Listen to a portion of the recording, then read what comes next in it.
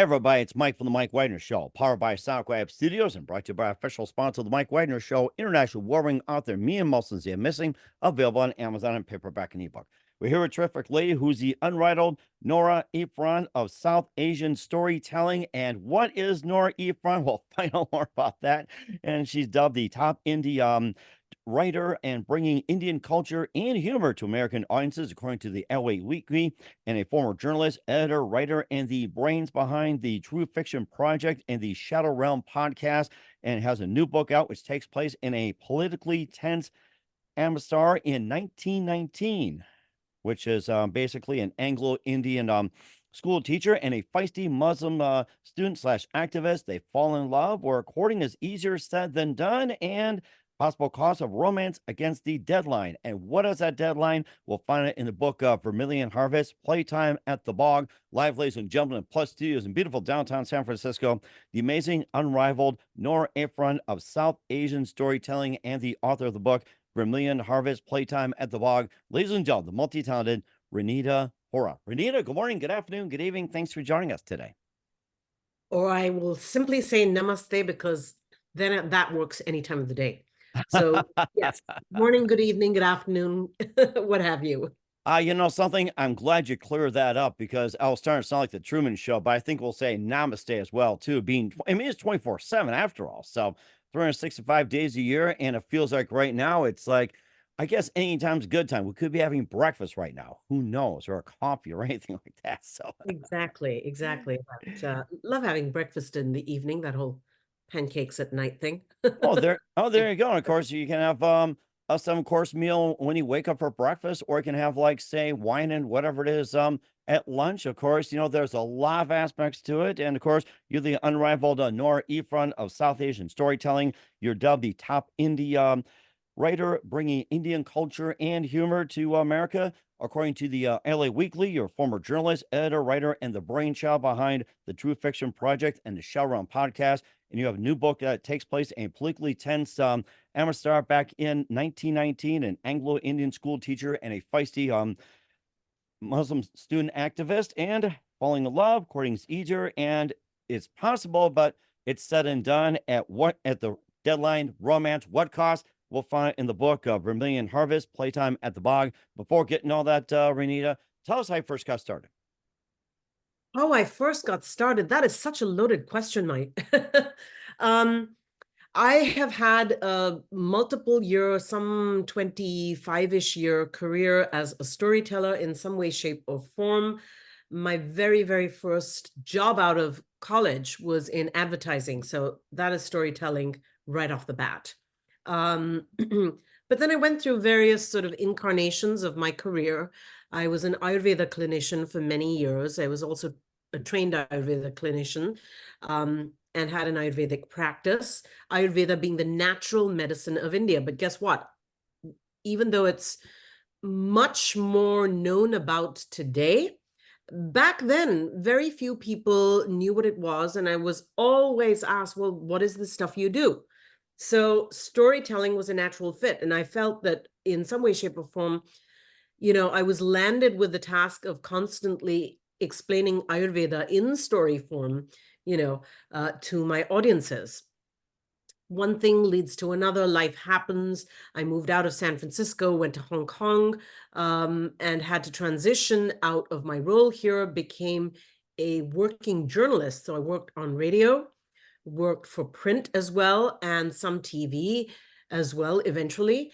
So storytelling in a whole different way. And that leads then to sort of other aspects of my career where I find myself back in San Francisco, now working in marketing, in tech, in audio tech. So I'd gone from being a broadcast journalist to working in audio tech. So, when you mention all those different podcasts and podcast channels, including Himalaya, I actually worked for Himalaya.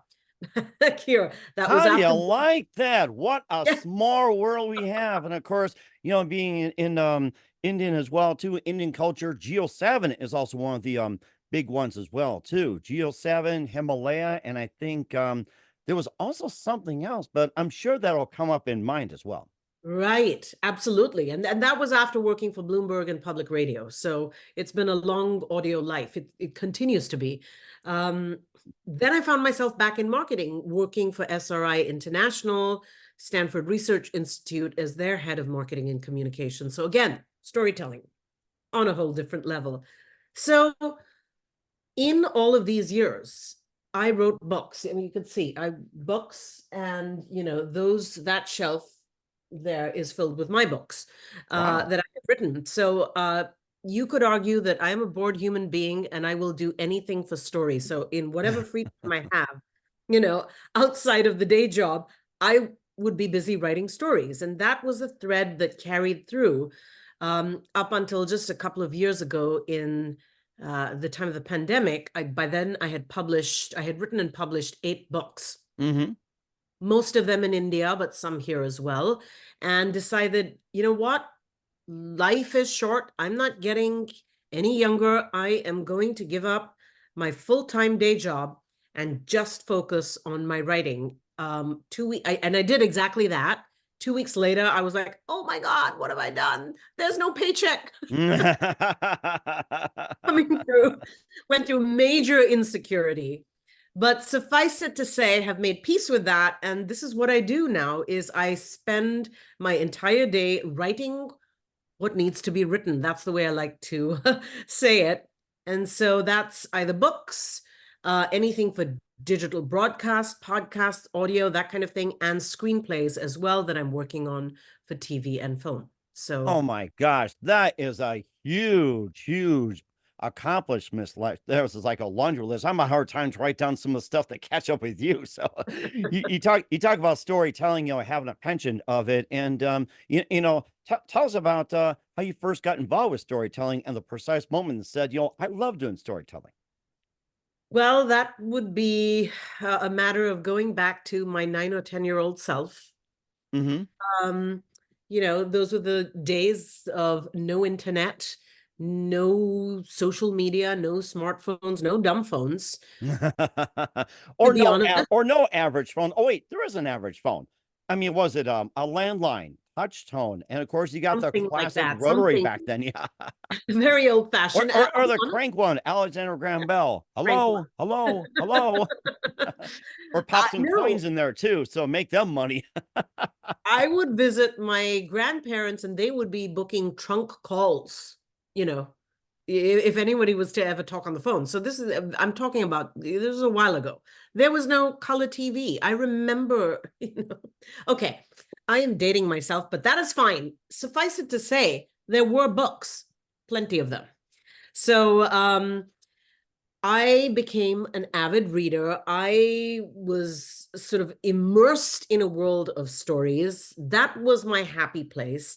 My grandfather, who I was very, very close to, my mother's father, was an avid reader, storyteller himself, and he would write as well. He was a writer. He was never a published writer, but he would write these fascinating essays. I didn't understand his essays at the time, but later he gave them to me. This was sort of his inheritance. He passed down to me. Oh So wow. later, yeah, many, many years after he died, as an adult, when I read them, they made perfect sense. And I was astounded by the experiences he'd gone through that I didn't even know about. I mean, he was here in San Francisco, which is a city that I call home and have lived in for many, many years. And he had a whole different understanding of it.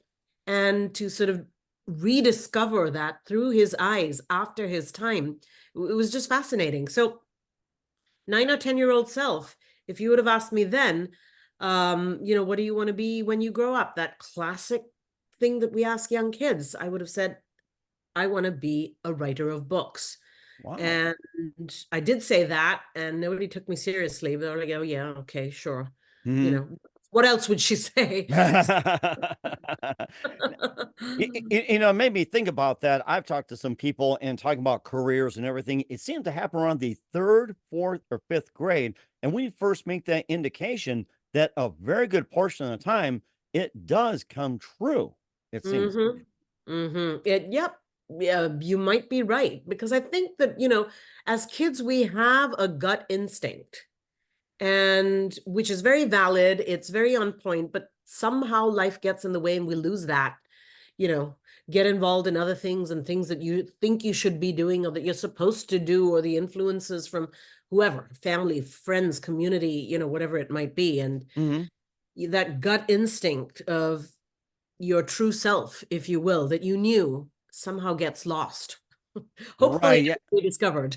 Right. And of course, social media can make that easier, or that can make it difficult as well, too. And of course, yeah, the libraries, yeah, books, periodicals, even microfiche can help you discover what you are, even papers, checklists, everything, or even attending classes, sit down one-on-one with a counselor and all that. And of course, and it wasn't Zoom at all. It was just face to face. I mean, it's easier back then, but it was also, I think back then too, it's like you had a really good idea of what you wanted to do. Absolutely. Absolutely. Yeah. I couldn't agree with you more. And certainly did as well too. And who are some of your favorite authors, writers, and some of your favorite books growing up? Oh my goodness. I mean, that is, we could go on all day. We've um, got time. It's perfectly okay. I mean, the show is about you, not me. I okay. don't do a show. It's about you. So fire away. Well, I have to say that on the humor side, there are two that I'm going to, or three that I'm going to point to. One, of course, is Nora Ephron, who you mentioned right at the beginning. She wrote, I think she's best known for being the writer of screenplays like, you know, Sleepless in Seattle, or Oh, When I Harry love Met Sally. that movie. Yes. Yes, your classic rom-com. And that was after, those came after, like later on in her career. Earlier on, she was a magazine writer. She's written some wonderful essays, all very funny, very humorous, and very, her perspective is so distinctly female, which is what I love. Hmm. Because the other two humor writers that I absolutely love, one of them is Dave Sedaris. David Hmm. Sedaris, I mean, he is, you know, I would put him on a pedestal and worship him. He is just so funny, so on point, can take something that's absolutely ordinary and nothing and just turn it into a hilarious anecdote. You know, it's all perspective, point of view. And when I was a child, we would read books, by Gerald Durrell. Never known exactly how to pronounce it. Gerald Durrell or Durrell. Um, Somewhere along those lines. a British author, and he wrote these. He was also, yeah, he was a botanist and he was an animal lover. I think more than a botanist, he was an animal lover, but I think he was a bit of both. So he would write these books, My Family and Other Animals, Birds, Beasts, and Relatives. And they would be a very, very deep study of the wildlife, mostly flora as well as fauna, but mostly fauna of the Greek islands where he lived as a young child. And also a very deep and funny, hilarious observation of his family, their antics, their shenanigans. So Huh. hence titles, My Family and Other Animals, Birds, Beasts, and Relatives. And again, humor writer. So it was, he was, I think, the earliest influence, when it comes to humor. So just fast forward many years, my book, Operation Mom, my plan to get my mom a life and a man, that was released in 2022. And it has done really well. It's young adult rom-com. It's so kind of tonally, it's Nora Ephron style meets, I would say, David Sedaris or Gerald Durrell, some combination of those three. Uh-huh. And it won a bunch of awards, but the awards that I'm most proud of or happy about are the humor awards, because that's where I really wanted to be with these influences. How do you like that? You keep mentioning about rom-com and having those influences, having a storyline, and how did you get first attracted to the rom-com? Um, that is such a great question. I don't know that I was well, okay, let me think about that. I don't know that I was attracted to the rom-com as much as the com. So more of com than rom. Hmm. Which is what one reviewer actually said about my book, Operation Mom. And I would tend to agree because I don't think of it so much as a rom-com as a mother and daughter, dysfunctional mother and daughter comedy. Hmm. Um, set in contemporary Mumbai and sort of everything going wrong, if you will. But it is a rom-com. It is a romance, let's just say, and it won a bunch of romance awards. Mm-hmm. Nora Ephron, as I mentioned earlier, has been very, very inspiring when it comes to the idea of a rom-com. But my stories are a little bit different in that they all reflect the South Asian experience. So my characters, my themes, my settings are all reflective of the South Asian experience, whether that is the experience of the South Asian within the borders of South India, I should say, whether that is the experience of the South Asian within the borders of India, or whether that is the experience of the South Asian, let's say here in America or in the West. Yeah. Okay. So one thing that I noted was that in India, we don't do comedy well, or recently there's been some pretty good stuff, but when I was growing up, not so much. It tended to be very on the nose or very slapstick. So the rom-com was kind of rom, but not so much com. Or So Comron, you can flip it over. So you Comron. exactly, com-rom, you could, I guess you could. So I sort of that got me interested in this idea, and I decided to delve down that path.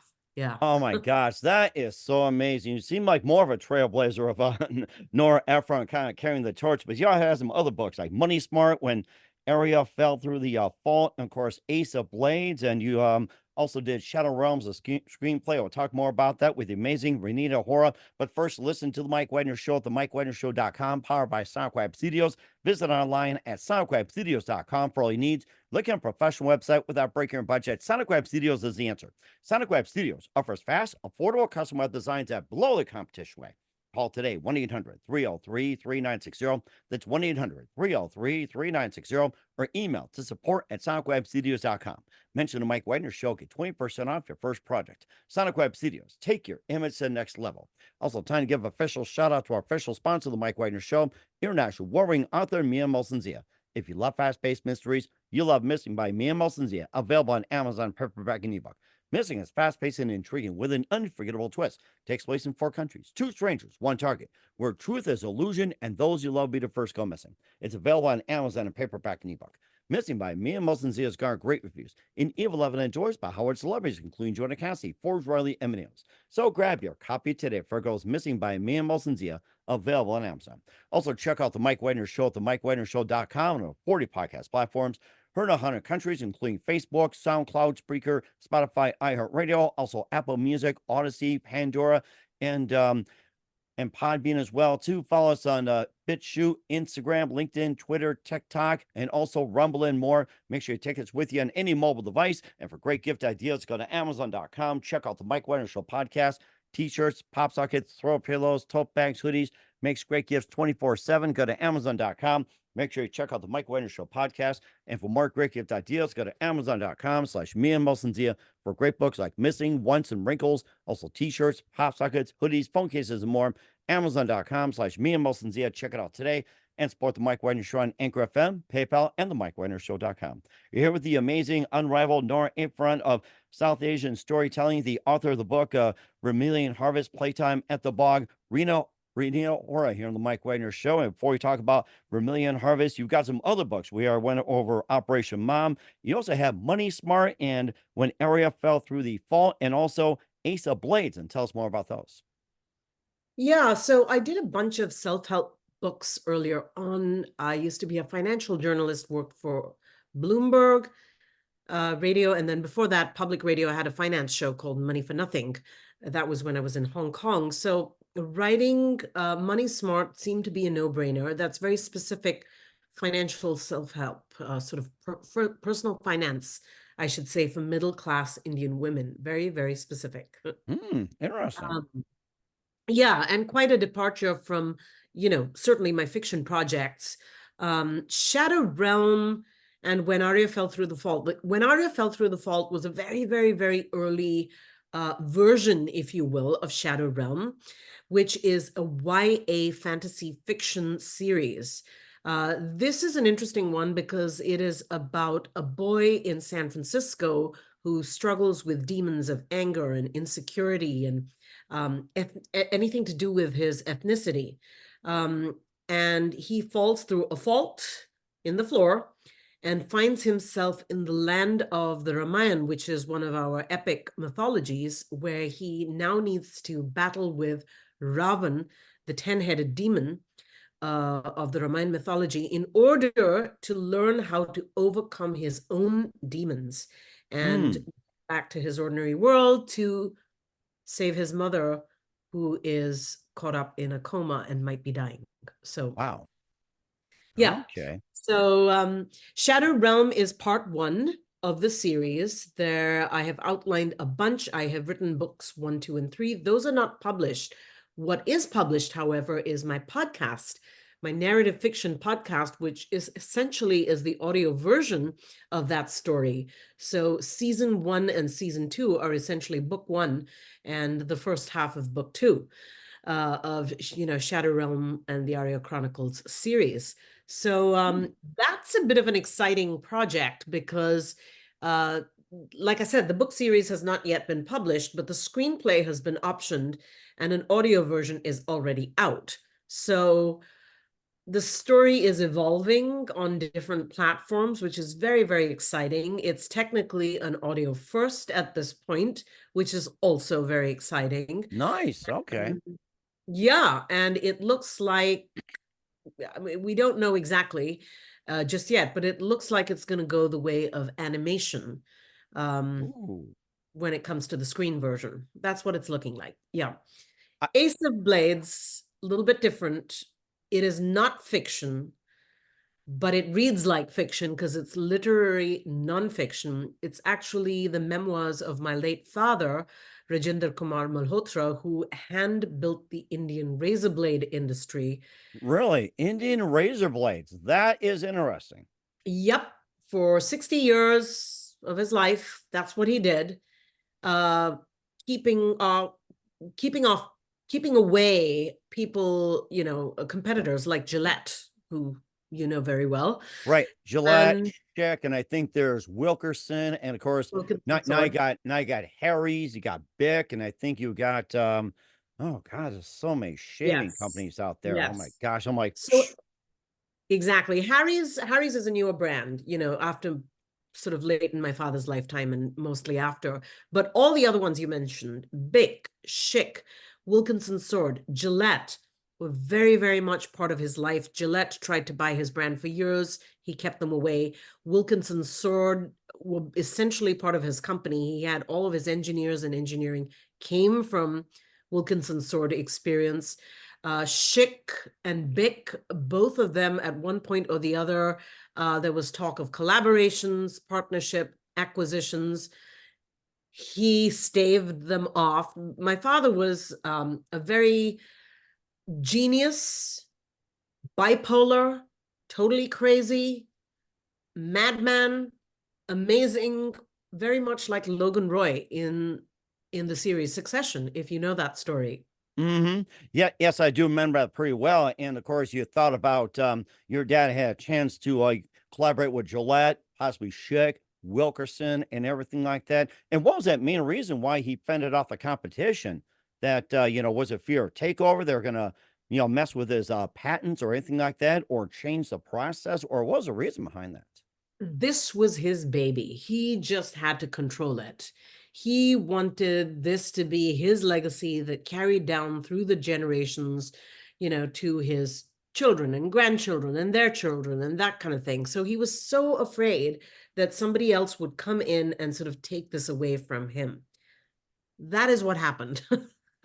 Got it. And you can say that was a close shave on that one in the nick of time. Absolutely. Absolutely. In the nick of time. So Ace of Blades is literary nonfiction, fascinating story, his memoirs, but it reads like fiction because it's like a with the Indian family dynamics thrown in, the dysfunction there, the dysfunction in the business and everything that happened. It's like this crazy, crazy story that might as well be fiction.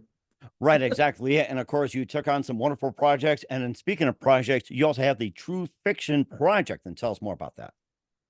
Yeah, the True Fiction Project is one of my two audio projects. So one of them is Shadow Realm Narrative Fiction Podcast Series. The other one is the True Fiction Project, which sounds like an oxymoron, and that is intentional because what the podcast does is it explores the journey of a story from its nonfiction roots to its fictional outcome. So Hmm. going back to sort of my love of being a storyteller and my love of everything story, you know, in a nonfiction form as well as in its fiction form. Um, I know, we all know that fiction comes out of real life material. It's just how do you sort of distill it and twist it and shape it into something that is fiction? So in the True Fiction Project, I will interview you, Mike, because you've got a great story, whatever that might be. That's the Q&A portion, similar perhaps to this in ways. And then I have a roster of fiction writers, one of whom will listen to the story, will listen to the interview, I should say, and will then develop a fictional piece based upon something they pick up in the interview. That fictional piece could be anything, could be poetry, could be a monologue, could be a song, could be a scene, could be a full-on short story, total creative license. The main thing we want to see is what that piece of fiction is. We audioify it, we piece it together with the Q&A so that the episode then really traces that journey from the Q&A to the final piece of fiction. Oh my goodness, that is so creative. I've never, ever, ever heard of this. And even taking like a famous line, famous quote, you can include that as well. Oh yeah, absolutely. Absolutely. And that's why I love this the title of the show, The True Fiction Project, because like what is true fiction? You know? I cannot take credit for the title. My producer came up with it. She said, well, what you do is you have this nonfiction life and you've got this fiction life, and you know, you've got to marry the two together because really that is the truth, and that is true fiction. And that is truly where fiction comes from. So yeah, Tracy gets full credit for that. And certainly he did as well too. And of course, you're taking this to a whole new level. Is it fiction or nonfiction with Vermilion Harvest Playtime at the Bog? We'll find out 1 minute with Reenita Hora. You listen to the Mike Wagner Show at the MikeWagnerShow.com, powered by Sonic Studios, and brought to you by official sponsor of the Mike Wagner Show, international warring author Mia Molson Missing. We'll be back with author Reenita Hora of Vermilion Harvest after this time out. We're back with Reenita Hora of Vermilion Harvest here on the Mike Wagner Show, Playtime at the Bog. And if you're wondering what that's about, she's an unrivaled Nora Ephron of South Asian storytelling. And it's about a new book taking place in politically tense Amritsar. And let's take it from there. And how did this all come about? Everybody's wanting to hear about it. My goodness. Okay. So, 100+ years ago, in 1919, there was a massacre that took place in Amritsar, Punjab, North India, colonial India, which was effectively a terrorist attack. Hmm. Because there were a bunch of people who were gathered together uh, at the Bagh, Jallianwala Bagh, which is a village green, let's say, essentially a walled enclosure, and there were people gathered there for the Harvest Festival, which takes place every year on April 13th. So there had been uprisings recently because there was a growing interest in a home rule movement, i.e., let's get rid of our colonial masters and install a home rule, our own government, essentially. Okay, that's what home rule is, government. Okay, Yes. I'm trying to follow you here. Exactly. And there was a law called the Defense of India, the Defense of India Act, which was based on a law from World War I, which had just taken place, you know, a few years before that, which restricted freedom of speech and movement. So anything that you said, I said, the next person said, that could be considered a threat to the British government, I could be imprisoned for. You could be imprisoned for. Oh my goodness. So, preventative detention. Um, General Dyer was the British general who knew that people were gathering at the bog that day to celebrate the harvest festival. He also had inklings of the fact that there might be a political meeting where they're going to discuss this idea of home rule. He came in actually from another town, Jalandhar. He knew that people would be captured in the bog because, it's, like I said, it's a walled enclosure and there was just one road in and you could only get out the same way, take the same road out. So once you're inside, you're effectively trapped. Oh So my gosh. It almost sounds like a Roach Motel. You can check in, but you can't check out, or Hotel correct. California. Oh my gosh. Absolutely. So what he does is when the political meeting is in full swing and people have been gathered there for several hours that day, there's a cattle fair, harvest festival, he goes in with his troops, shoots at sight without warning. They didn't know this was going to happen, and then leaves.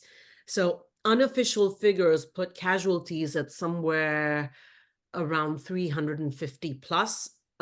Sorry, those are official figures. Oh my Unofficial gosh. figures are all the way up to somewhere between 1,500 and 2,000. Oh my goodness. So if you think about the fact that fast forward into not so long ago, 9/11, 3,000 died that day in that terrorist attack.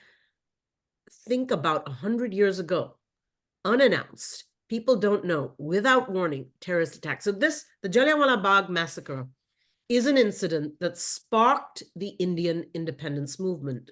India eventually became independent in 1947. This massacre took place in 1919. I grew up, as many of my peers did, learning about this in history books, textbooks in school, but there was very, very little coverage on it. Mm-hmm. Very little coverage about it.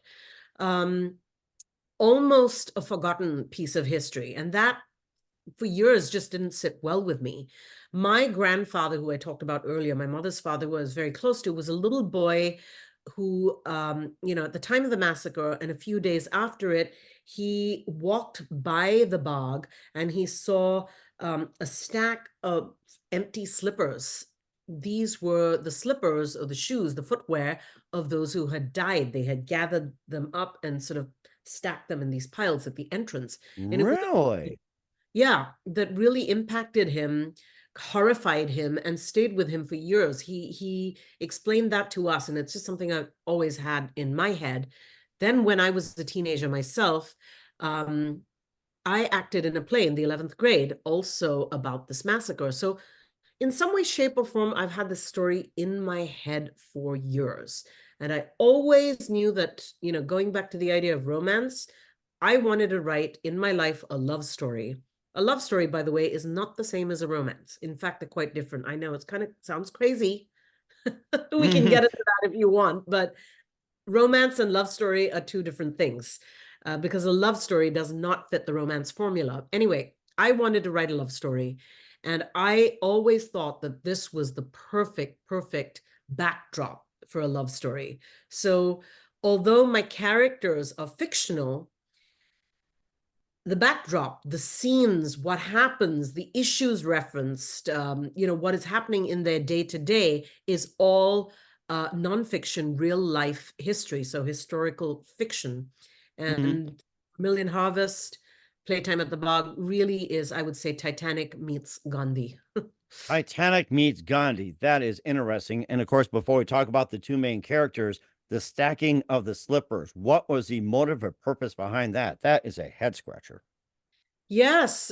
Well, General Dyer had just been in. He had shot many, many people.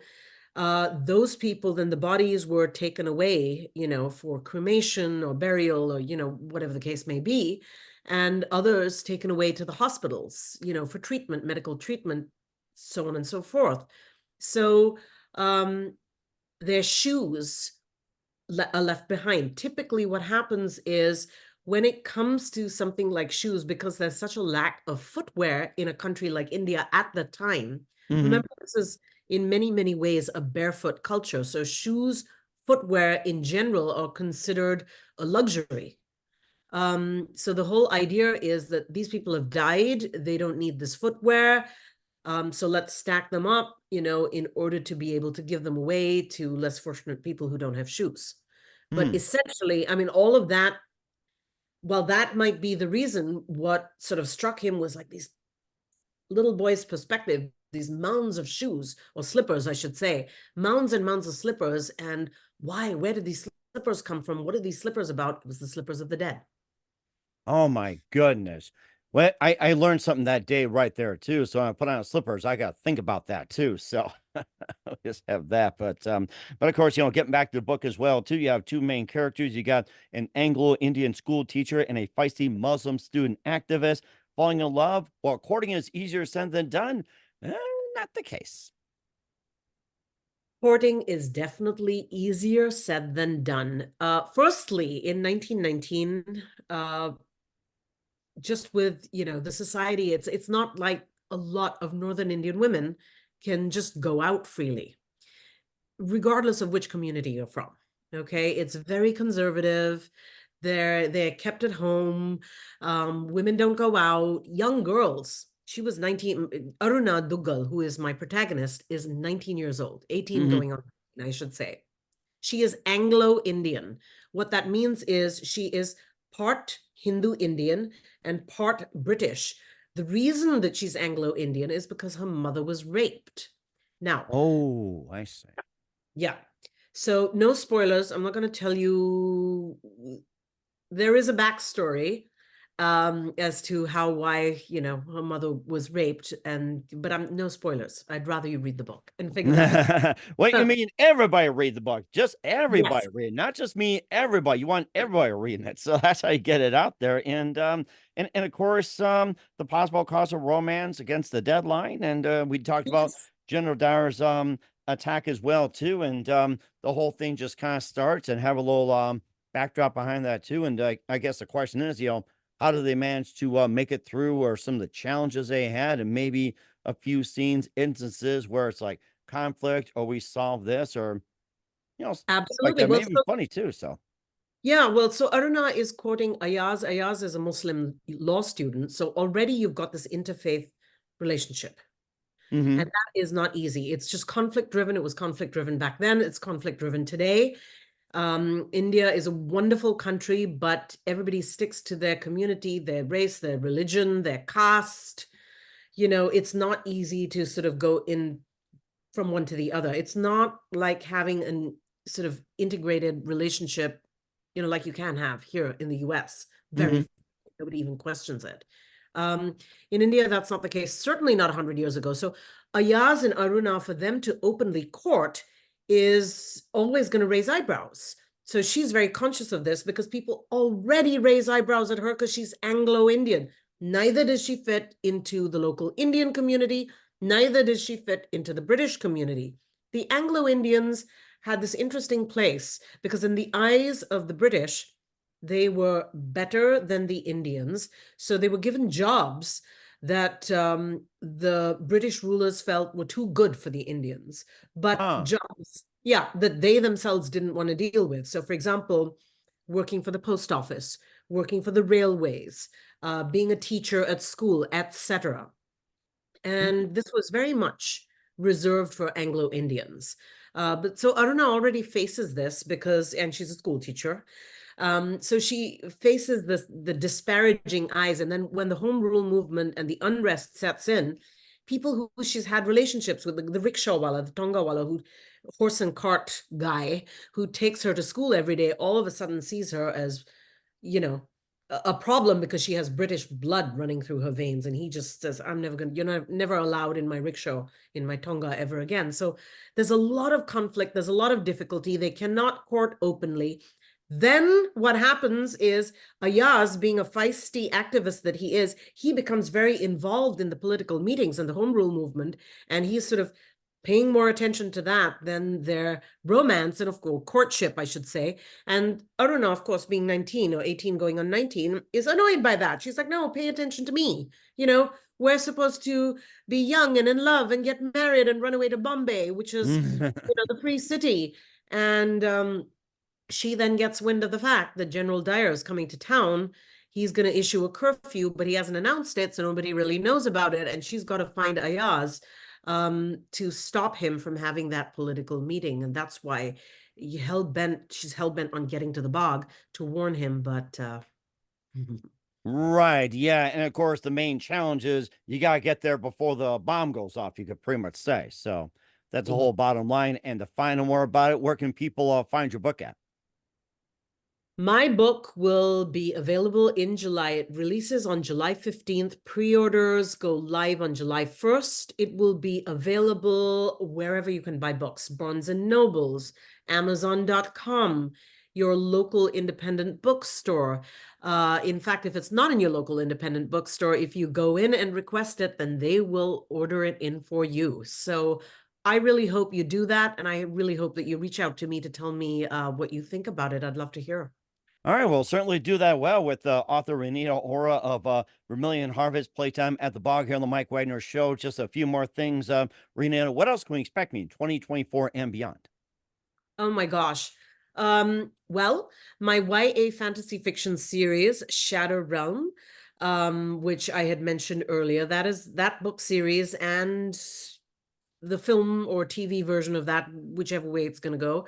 That's something I'm working on. But this year, Ace of Blades is due to be released either, I think, later this year. Might be early next. I'm not exactly sure of the timeline.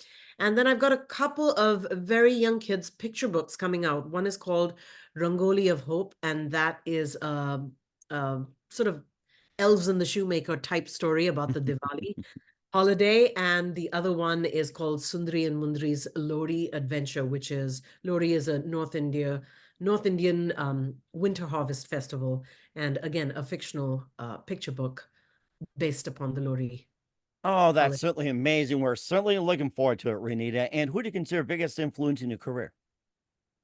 My gosh, Mike, that is such a loaded question. I would say Aaron Sorkin, Dave Sedaris, um, Quentin Tarantino. Oh my gosh. Oh, I love Quentin Yes. Tarantino. I mean, he's loaded himself with all ideas.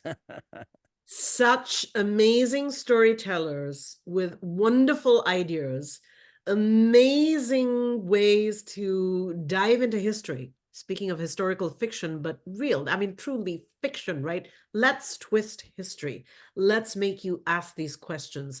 Let's challenge you to think about history in a way that you hadn't before. That's what I love about these storytellers. And certainly indeed. And I have to check out one of those movies again or watch Pulp Fiction again, and some of the others. So that made me think too. And what's the best advice you can give to anybody at this point?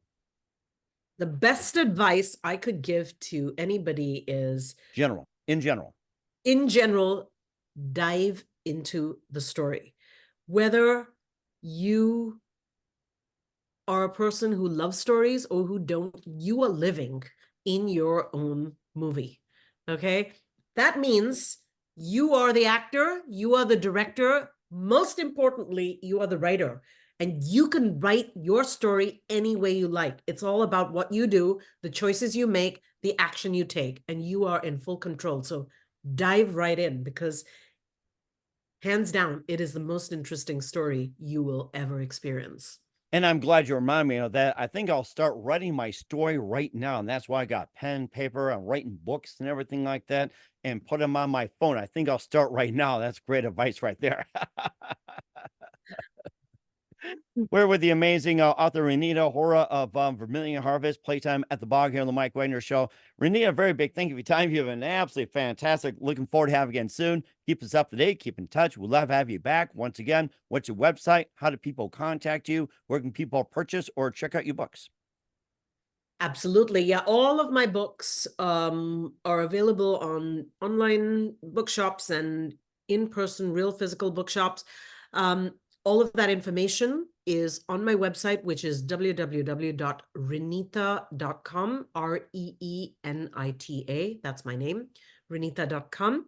I am also very present on all social media. So LinkedIn, Reenita Malhotra Hora, on TikTok and Instagram, Reenita _ storyteller, on X, Reenita _ story, and of course, Facebook, Reenita Malhotra Hora. That is me. So you can reach me through any of these channels, and I would love to hear from you and know what you're thinking about these books and how Vermilion Harvest turned out for you.